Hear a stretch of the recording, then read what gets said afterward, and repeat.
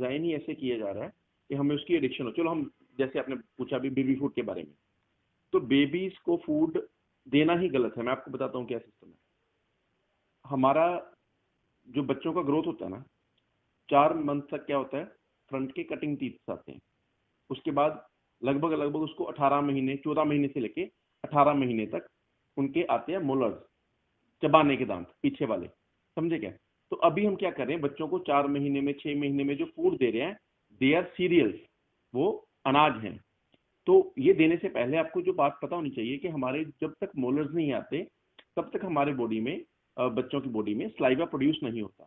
और उस स्लाइवा में एक बड़ा जरूरी एंजाइम होता है, that is ptyalin, PTYLIN, ptyalin. आप लिख सकते हो, उसको सर्च करना हो तो डिटेल में मिल जाएगा मैं क्या बोल रहा हूँ। ये जो एंजाइम है, इसका काम है बॉडी में स्टार्च को, कार्बोहाइड्रेट को पचाना, और ये सीरियल्स में होते हैं। आपको बेबी की ग्रोथ देखो, आपको उसको देख के पता लगना चाहिए कि अभी सीरियल नहीं देने। Nature doesn't wants you to give cereal. God ने बॉडी को इस तरह डिजाइन ही नहीं किया 6 महीने, 8 महीने या 10 महीने तक कि आप कुछ सीरियल खा सको, क्योंकि उसने चबाने के लिए दांत अभी तक नहीं दिए। तो उससे पहले अगर आप कुछ बच्चों को दोगे सीरियल खाने के लिए, तो क्या हो जाएगा, बेबी पचाएगा नहीं, क्योंकि उसमें एंजाइम तो बना ही नहीं अभी तक।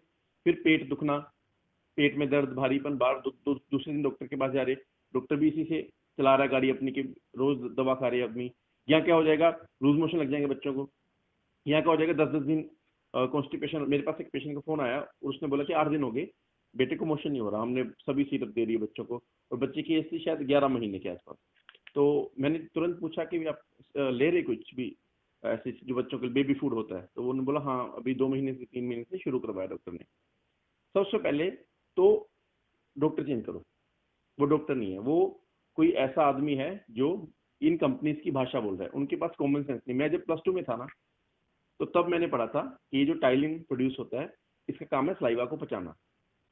डॉक्टर होने की जरूरत भी नहीं। अगर आप +2 लेवल की बायोलॉजी पढ़ लो तो आपको पता होता है कि ये जो बेबी फूड है, इसको पचाने के लिए जो एंजाइम चाहिए वो 18 महीने या 14 महीने कम से कम इस बीच में कहीं बनना शुरू होता है। उसके पहले आपको बेबी फूड देना पाप है, नहीं देना चाहिए।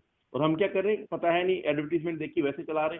मल्टीनेशनल कंपनीज, ये जितनी भी कंपनी फूड इंडस्ट्री में कूदी हुई है, इनको अच्छे से आपको यूज करना था। वही कंपनी आपको पहले सेरेलैक बेच दी, वही कंपनी घूम के आपको पेट दर्द की दवा बेच दी।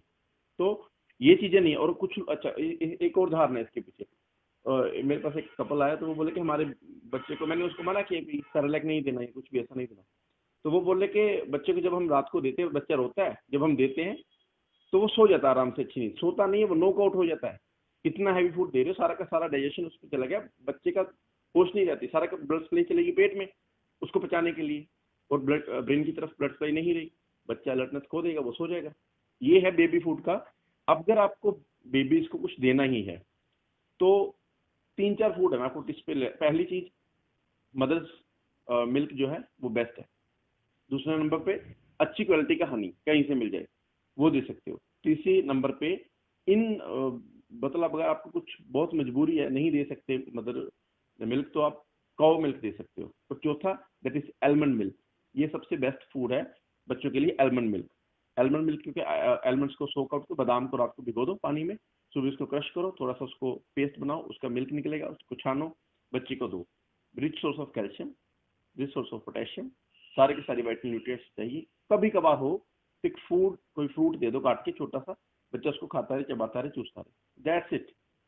जब तक उसके मोलार्स नहीं आते, चाहे वो 14 महीने, चाहे वो 18 महीने, जब तक नहीं आते, कोई भी बेबी फूड देना टॉक्सिक है। और बेबी फूड में एक और चीज, बेबी फूड्स में बहुत सारे प्रिजर्वेटिव के नाम पे केमिकल्स डाले जाते हैं, और बच्चे की इम्यूनिटी इतनी सक्षम नहीं कि उसको बाहर निकाल सके। लेट्स अज्यूम कि जो ये बेबी फूड्स बनाती हैं कंपनीज, ये बहुत ऑनेस्ट है और बड़े अच्छे अच्छे ग्रेन्स डाल दी, ऑर्गेनिक डाल दी, बिना किसी केमिकल के, तो भी उसके लिए नुकसानदायक है। इमेजिन कि वही चीजें जब आप किसी केमिकल डाल के दे रहे हो तो कितना नुकसानदायक होता है। तो बेबी फूड जो है ये बिल्कुल मूर्खता है। वो डॉक्टरी में को तो ऐसा लगता नहीं कि भाई ये गायनी ओब्स मेरा डिपार्टमेंट नहीं है, लेकिन +2 की नॉलेज तो है ना आपके पास। तो ये जो स्पेशलिस्ट है इस फील्ड में, उनको क्यों नहीं पता ये चीज, वो बस जो चल रहा है वही दे रहे हैं। ये बहुत पाप मैं मानता हूँ अपनी निगाह में। जब तक बच्चों के मोलार्ज नहीं आते, चबाने के दांत नहीं आते, तब तक उसकी बॉडी में एंजाइम्स है ही नहीं। नेचर इज इंडिकेटिंग कि body is not ready to digest the grains.